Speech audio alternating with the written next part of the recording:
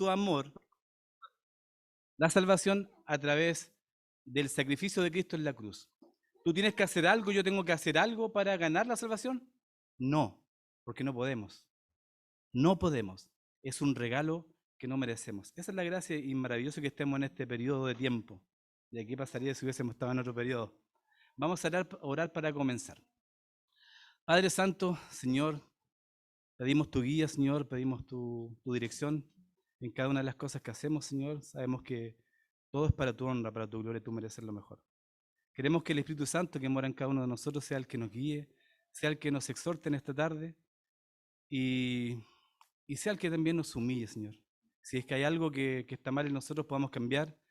Si venimos con tal vez algún problema, alguna carga, alguna preocupación, tengamos la suficiente confianza para entregártela a ti, Señor.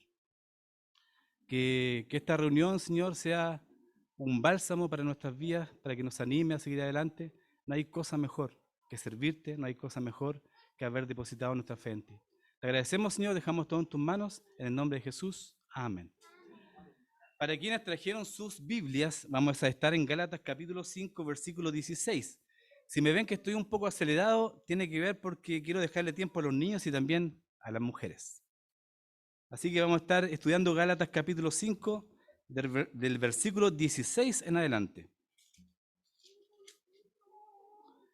No quise enfocarme solamente en los frutos del Espíritu, porque aquí hay una contraparte importante que tenemos que saber. El título del mensaje se llama Andad en el Espíritu. Andad en el Espíritu. Como bien dije anteriormente, la ley se contrapone a la gracia. ¿Qué es la ley? Podemos decir, en palabras sencillas, que la ley son los 10 mandamientos. La ley regía en el Antiguo Testamento, hoy en el Nuevo Testamento somos regidos bajo la gracia. Ya no estamos bajo la ley, para explicarlo en palabras sencillas. La salvación, nuestra salvación, que es una cosa, que ya la tenemos, amén. Y la santificación, que es algo continuo, son incompatibles con la ley.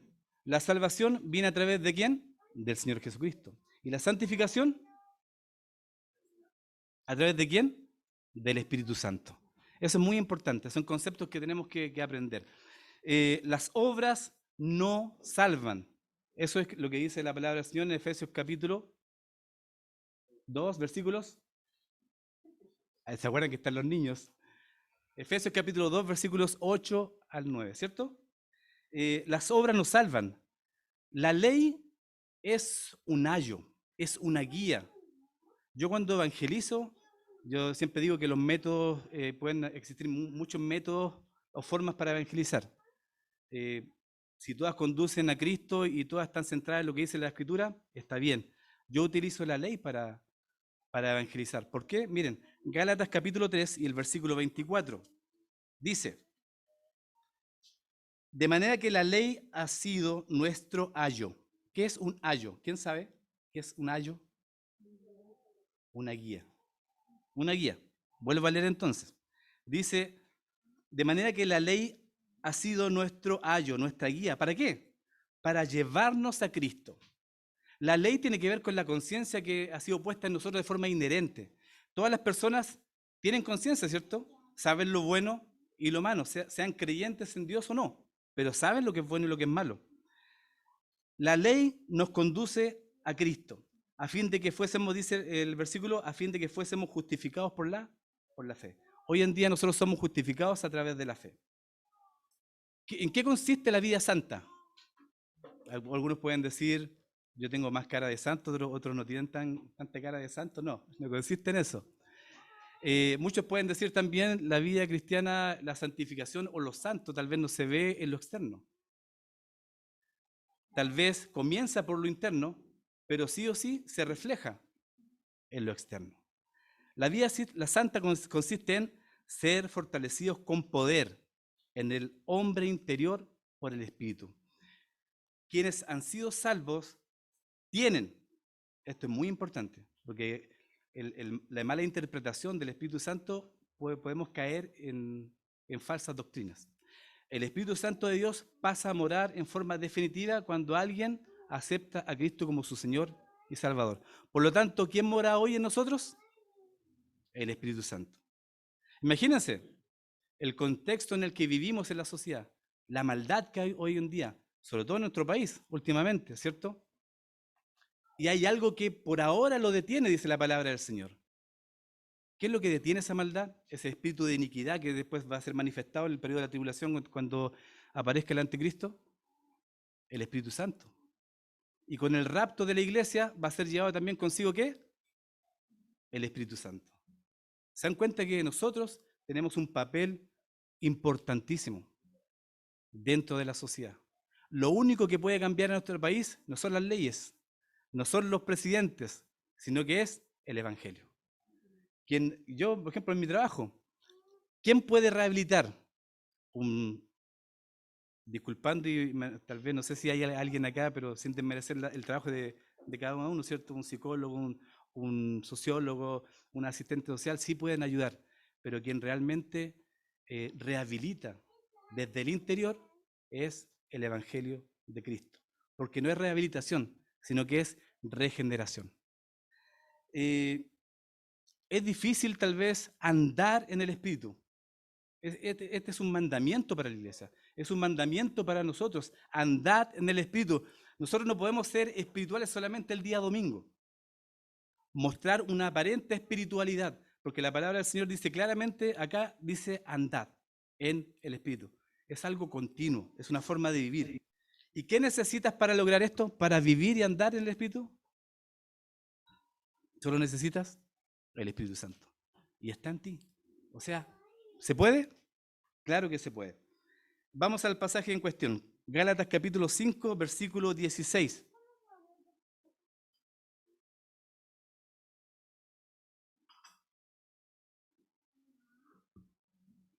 No había mirado la hora, ahora sí. Gálatas capítulo 5, versículo 16. Dice, digo pues, andad en el Espíritu y no satisfagáis los deseos de la carne. Empieza con un verbo, ¿cierto? Un tiempo presente. En griego significa peripateo, una acción continua y regular. O sea, en resumidas cuentas, una forma de vida. Andad en el Espíritu. ¿Y cómo es un verbo? Es un mandato, no es una opción para la iglesia. O sea, estamos mandados a andar en el Espíritu. Y esto habla de un estilo de vida. ¿Cuándo se ve nuestra espiritualidad? ¿El día domingo en la iglesia?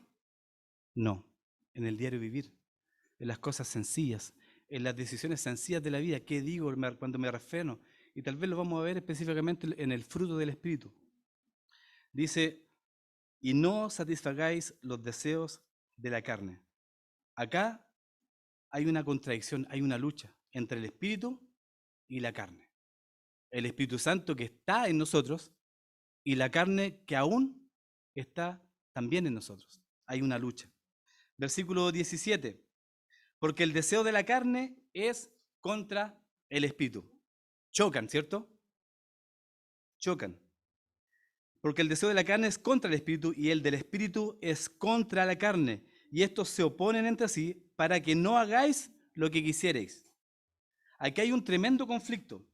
Aquí cuando habla de carne, en el griego el significado es sarx, que quiere hablar del viejo hombre, esa naturaleza pecaminosa que aún está en nosotros y que nos va a acompañar hasta que partamos de esta tierra. Y es este conflicto el que nos va a acompañar todo este peregrinaje en la tierra. Romanos capítulo 7, aquí hay un claro ejemplo. Romanos capítulo 7 y el versículo 18.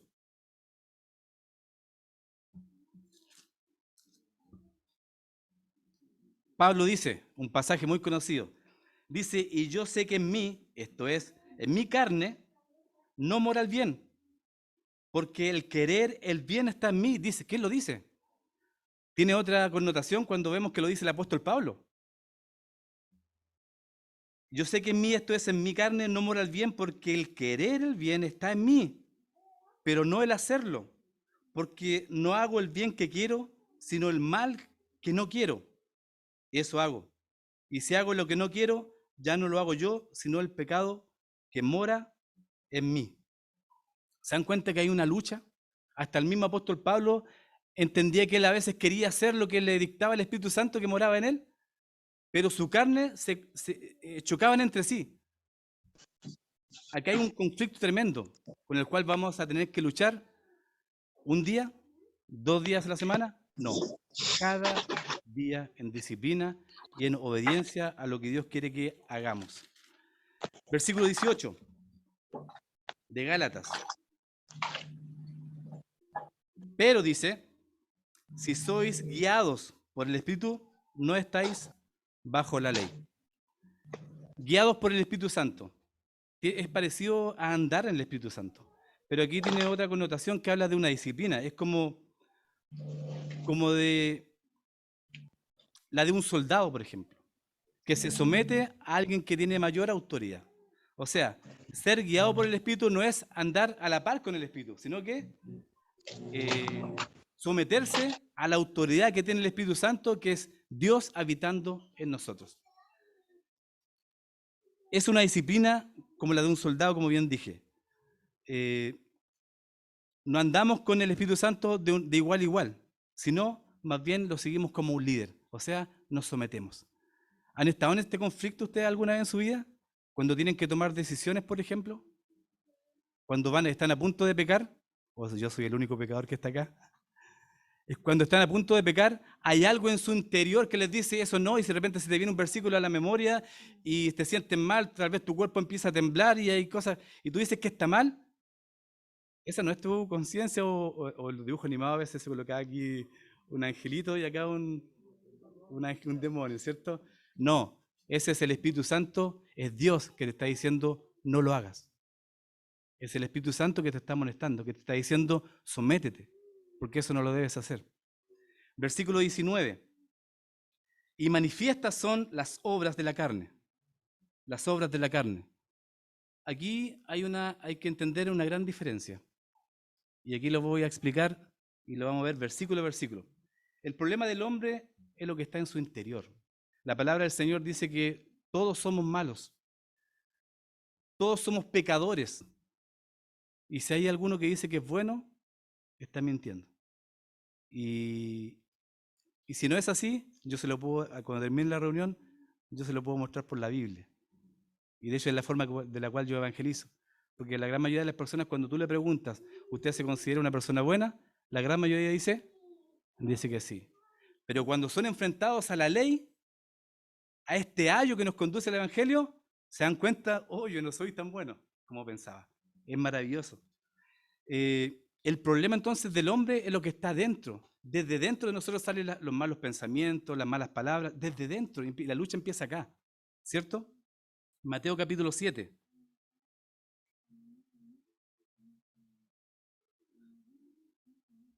Mateo capítulo 7, versículo 20. Dice, así que por sus frutos los conoceréis. No todo el que me dice, Señor, Señor, entrará en el reino de los cielos, sino el que hace la voluntad de mi Padre que está en los cielos. Muchos me dirán en aquel día, Señor, Señor, ¿no profetizamos en tu nombre y en tu nombre echamos fuera demonios y en tu nombre hicimos muchos milagros? Y entonces les declararé, nunca os conocí, apartados de mí, hacedores de maldad. Yo no sé si le ven la importancia y lo grave de lo que dice este versículo, de lo que dice este pasaje. ¿Qué es lo que dice? Que al final, muchos de los que creyeron tal vez que eran hijos de Dios, al final no lo van a hacer. Yo como persona tal vez no puedo cuestionar la salvación de una persona. No puedo, ¿cierto? Pero la palabra del Señor dice que cuando una persona es salva, su salvación se hace evidente porque esta transformación que ocurre desde el interior hacia afuera se hace visible. ¿Por qué? Por sus frutos. Por sus frutos. Estos pecados que los voy a nombrar, que están en las personas que no son creyentes, ojo con eso. Los deseos de la carne es una práctica de quienes no son hijos de Dios. No son hijos de Dios. No obstante, ojo con esto. Y aquí voy a hacer la diferencia entre la práctica y caer en pecado, que son dos cosas distintas, y lo voy a explicar después al final de que nombre todas estas obras de la carne. Primero dice, versículo 19, y manifiestas son las obras de la carne, que son adulterio, fornicación, inmundicia, lascivia, idolatría, hechicerías, enemistades, pleitos, celos, iras, contiendas, disensiones, herejías, envidias, homicidios, borracheras, orgías. Y mire, y si es que falta algo aún, dice, y cosas semejantes a estas, acerca de las cuales os amonesto, como ya os lo he dicho antes, que los que practican, esa es la importancia de énfasis en esa palabra, que los que practican tales cosas no heredarán el reino de Dios. Aquí vemos un sinnúmero de pecados que se pueden dividir en tres categorías. Una categoría que tienen que ver con la sexualidad, por ejemplo, el adulterio, la fornicación. Miren qué interesante, no quiero dejar pasar esto, me voy a demorar un poquito, pero la fornicación, la palabra en el griego significa porneía, que tiene que ver con la palabra pornografía. Está asociado a mí, mire qué interesante. Eh, el adulterio, la fornicación, la lascivia, la complacencia sexual sin vergüenza o sin control. Me recordaba, por ejemplo, en Canadá, que hace un tiempo atrás autorizaron o legislaron en cuanto a la zoofilia, es permitida bajo la ley en Canadá. Imagínense un país desarrollado. ¿Para qué hablar de lo que está sucediendo hoy en la Constitución chilena? Ya la familia no es el núcleo de la sociedad. Eso es lo que va a decir nuestra nueva Constitución. Otra categoría tiene que ver con la religión, la idolatría, la hechicería. La hechicería, la palabra de la raíz en el griego significa, o tiene el significado, dice farmakeia, que viene de farmacia, que tiene que ver con el uso de las drogas en la magia y la brujería. Y la tercera categoría que tiene que ver con las relaciones humanas, las enemistades, los pleitos, los celos y borracheras y orgías. Y todas estas cosas eran una práctica común en los Gálatas porque tenía que ver con su cultura y su devoción a dioses paganos. Estaba muy relacionado y también con los tesalonicenses, por ejemplo, el culto a Afrodita. La sexualidad para ellos la asimilaban o la comparaban o la justificaban por su religión. Por eso Pablo los amonesta. Ahora, si bien es cierto, si alguno de esta lista de pecados, digo, oye, pero yo caigo en esa lista, yo también he cometido ese pecado, cuidado con eso, cuidado con eso. El creyente, y por eso es importante también una buena traducción de la Escritura. La traducción de las Américas es una buena traducción. La 60, la que uso yo, y ahora también me estoy acostumbrando a las Américas, y también uso otra traducción que me conseguí, que la textual, que tiene que ver con la raíz del original de la palabra. En algunas traducciones no aparece esta palabra practicar. Imagínense. Por lo tanto, quienes practican estos pecados no son hijos de Dios. ¿El creyente, el hijo de Dios, puede caer en pecado? Claro que sí. Caemos en pecado, pero ojo, no lo practicamos. Que es una práctica, es algo que se vuelve habitual. Ahora bien, si bien es cierto, y con todo el amor que ustedes se merecen como mis hermanos, si en esta lista de las obras de la carne en tu vida es una práctica, tienes que volver al fundamento y tal vez mirar a Cristo en el Evangelio. Es grave, es gravísimo.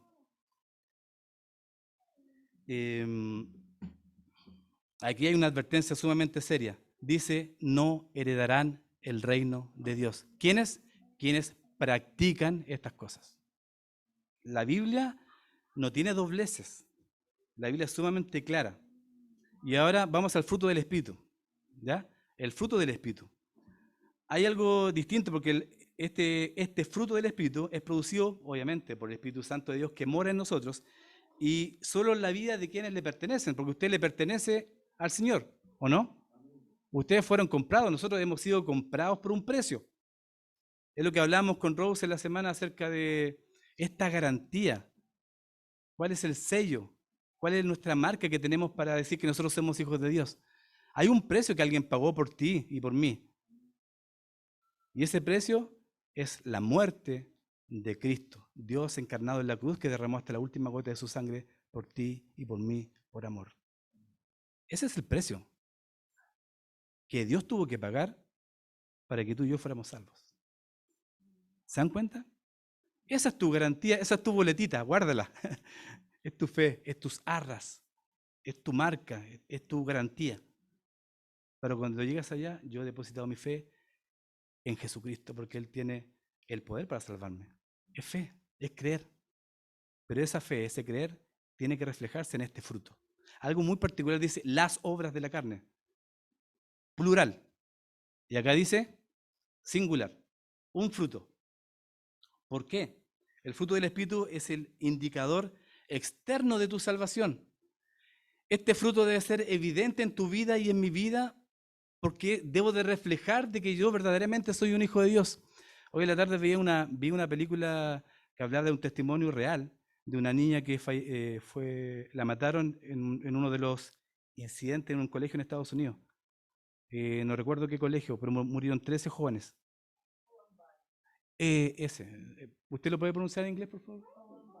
Exacto, así. En ese incidente fallecieron 13 jóvenes y dentro de esos 13 jóvenes había una niña cristiana que marcó la vida y sigue marcando la vida de muchos jóvenes hoy en día. ¿Por qué?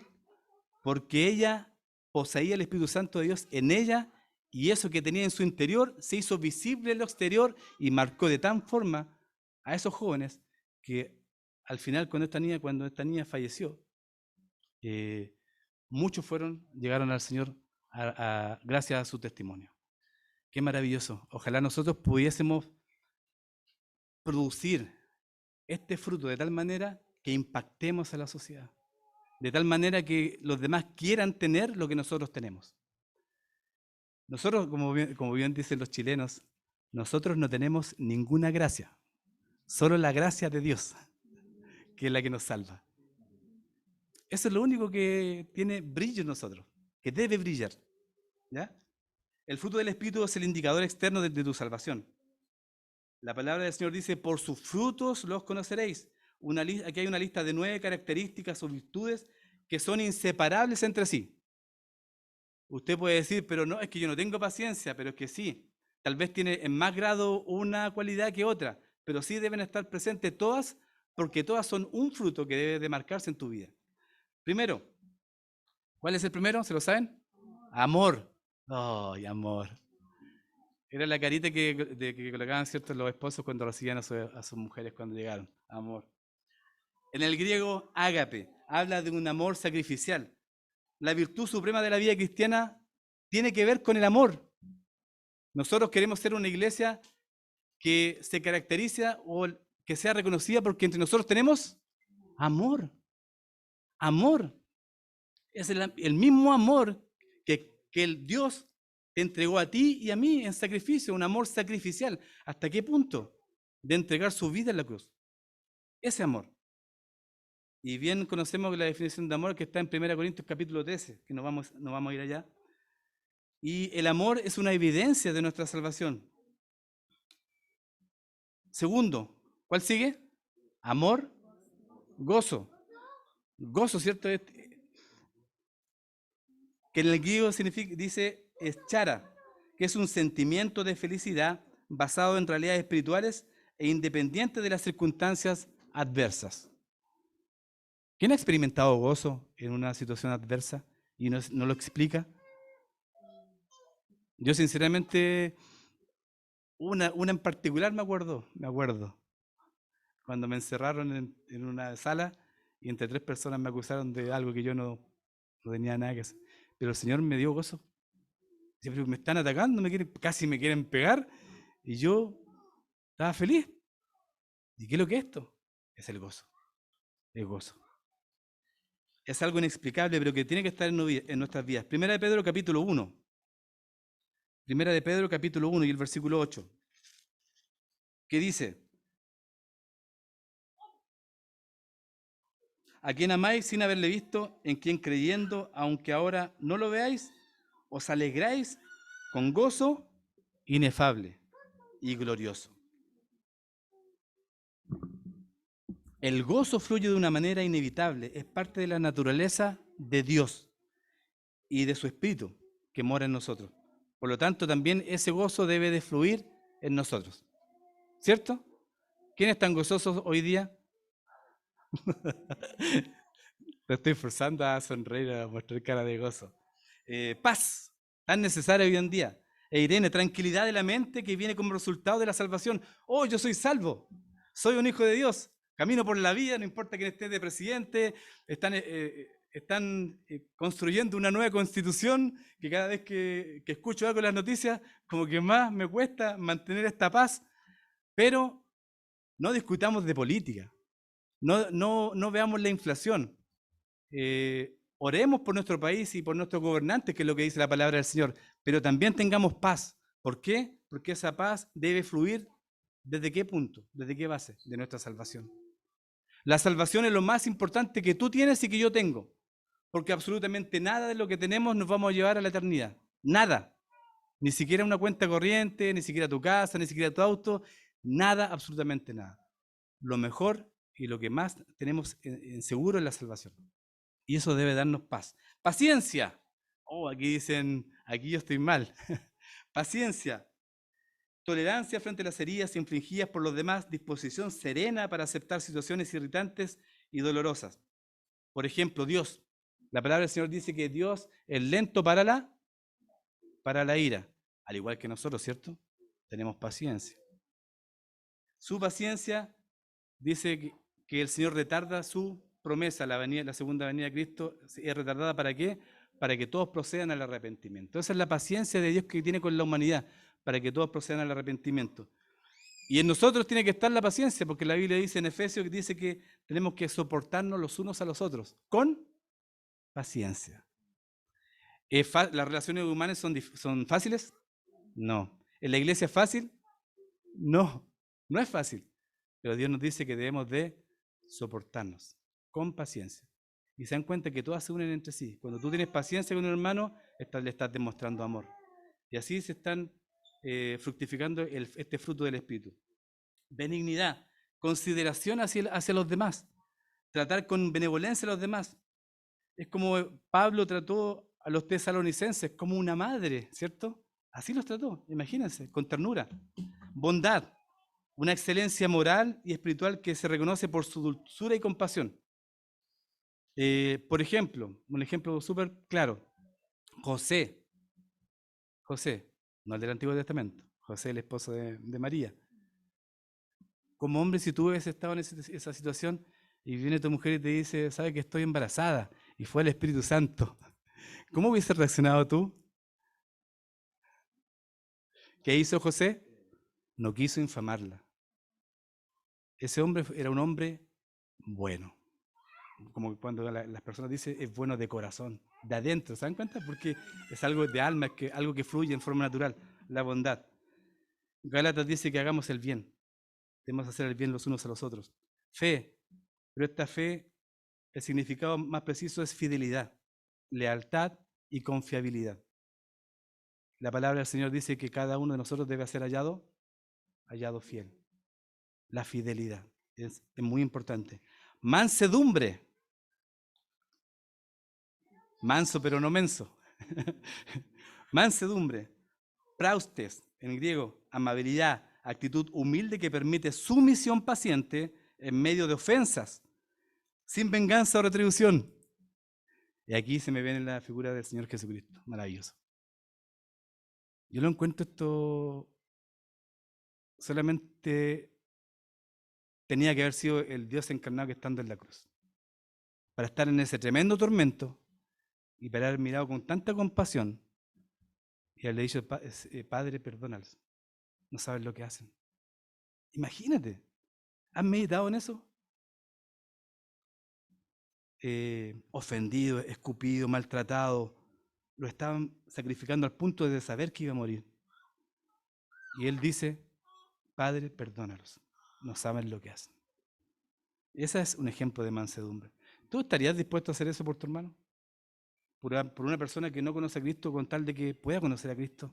Debemos estar dispuestos, si Cristo lo hizo. También cuando estaba en la cruz miró a su madre terrenal, a María, y el apóstol Juan, ¿cierto? ¿Era Juan su medio hermano? si mal no me equivoco, ¿sí? Él hizo ahí, he ahí tu hijo, hijo, he ahí tu madre. ¿Quién en un momento de dolor extremo tiene esa compasión y esa mansedumbre hacia los demás? Solamente el Señor Jesucristo. Esta mansedumbre no se aplica a Dios, porque Dios inherentemente, Él tiene el control sobre sí mismo y es un Dios santo. Sí se aplica al Dios encarnado porque fue 100% hombre y 100% Dios. Manso y humilde de corazón, dice la palabra del Señor. Y la última, ¿ya? Y la última, ¿cuál es? Templanza. Capacidad de refrenar las pasiones y los apetitos.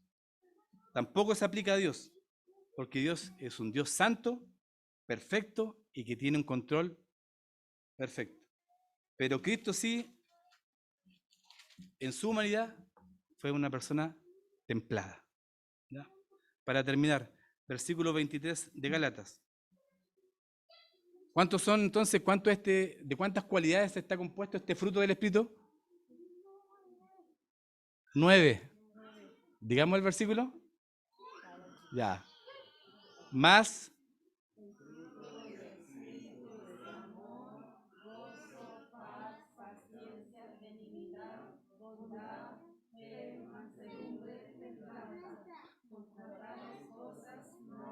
No hay ley. Amén. ¿Bien? ¿Pasaron la prueba, chicos? ¿Pasaron la prueba los adultos, no? ¿Sí? Está bien. Para terminar, el creyente que anda en el Espíritu. El andar es algo continuo. El creyente que anda en el Espíritu manifiesta su fruto y no necesita la ley, no necesita las obras para producir las actitudes. Brotan por sí solas en forma natural. Gálatas capítulo 5, el versículo 24 para terminar, dice, pero los que son de Cristo, ¿quién es de Cristo acá? ¿Quién es de Cristo? Yo soy de Cristo, me conviene. Pero los que son de Cristo han crucificado la carne. Cuando digo crucificado tiene que ver con muerte, ¿cierto? Porque los que son de Cristo han crucificado la carne, o sea, el viejo hombre con sus pasiones y deseos. Si vivimos por el Espíritu Santo, por el Espíritu, andemos también por el Espíritu. No nos hagamos vanagloriosos, irritándonos unos a otros, envidiándonos unos a otros. Los que son de Cristo. Yo soy de Cristo, tú eres de Cristo, tú tienes el Espíritu Santo de Dios morando en ti y tienes la capacidad para vivir y andar y producir este maravilloso fruto. No voy a orar porque le voy a dar enseguidamente el paso a los niños que también, para que ustedes vean lo que han aprendido en este periodo.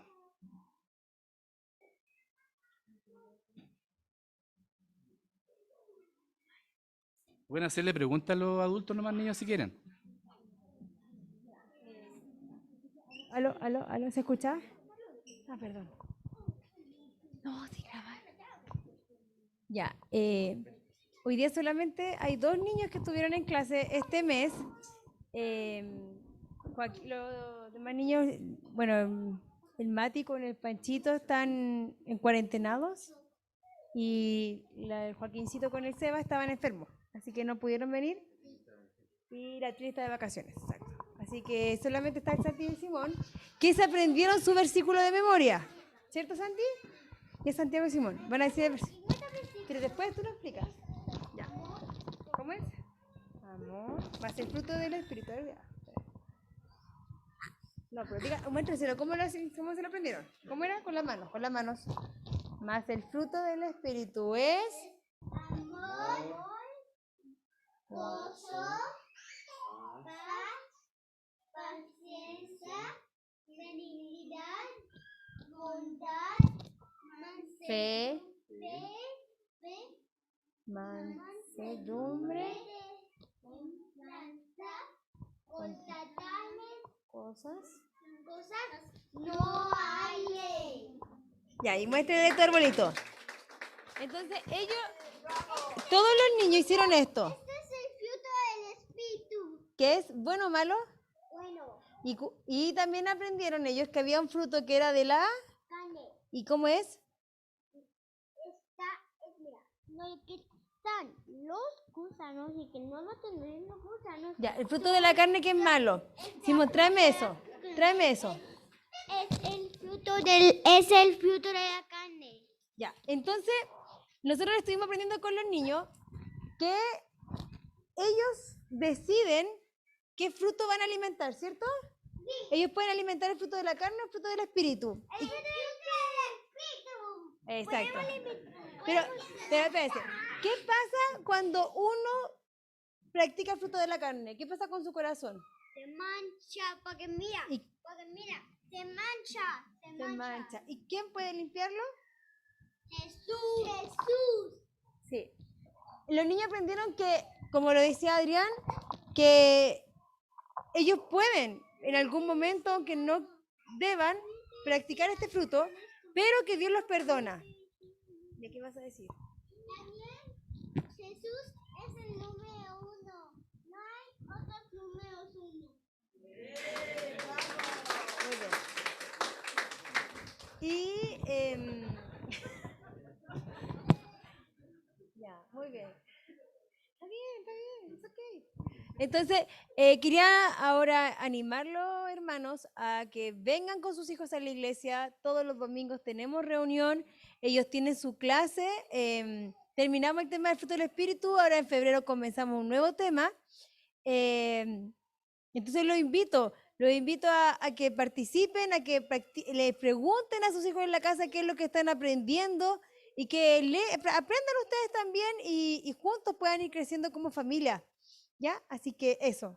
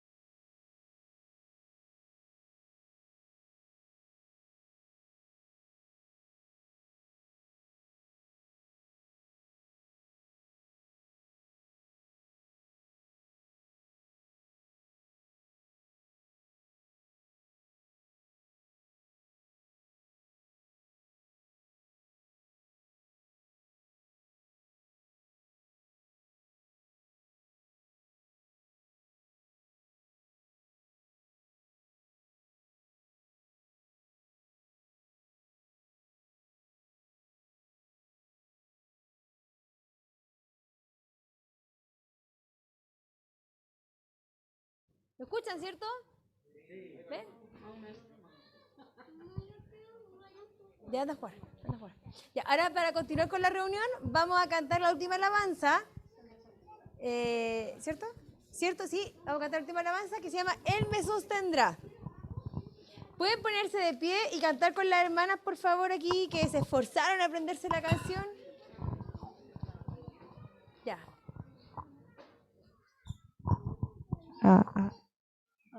Ahí está apagado.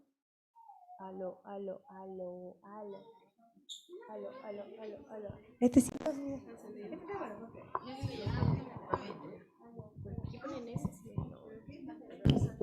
apagado. Aló, sí está.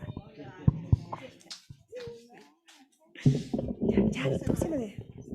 ¿O ven a cantar conmigo? No, se ve que cambió de persona.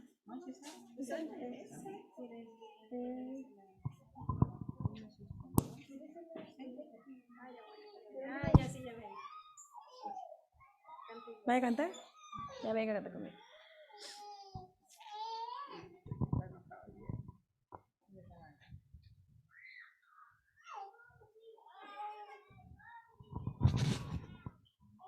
Esto pasa cuando están en vivo las cosas. ¿Ven?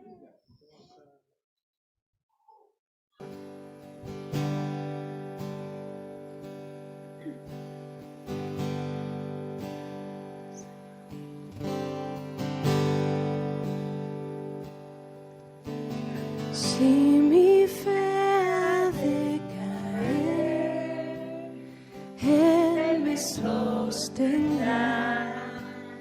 En la tentación yo sé, Él me sostendrá.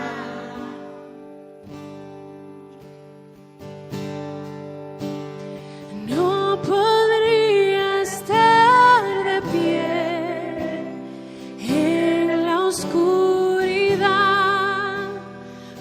pues mi amor muy frágil es, Él me sostendrá. Él me sostendrá,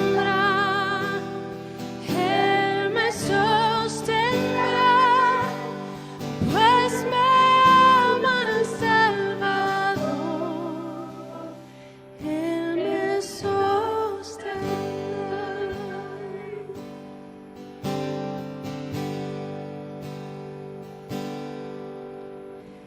Él se goza en quien salvó, Él me sostendrá. Ante el precioso sol, Él me sostendrá. Sus promesas fieles son, mi alma guardará. Alto precio Él pagó, Él me sostendrá.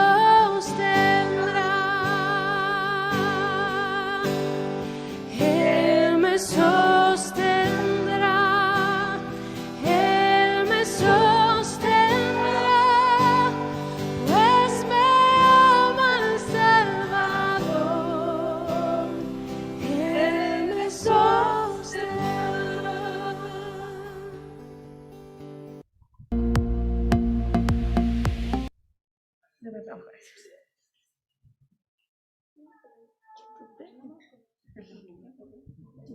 Amén.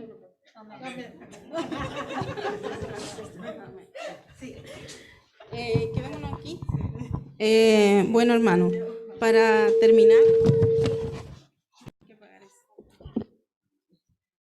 quiero contarles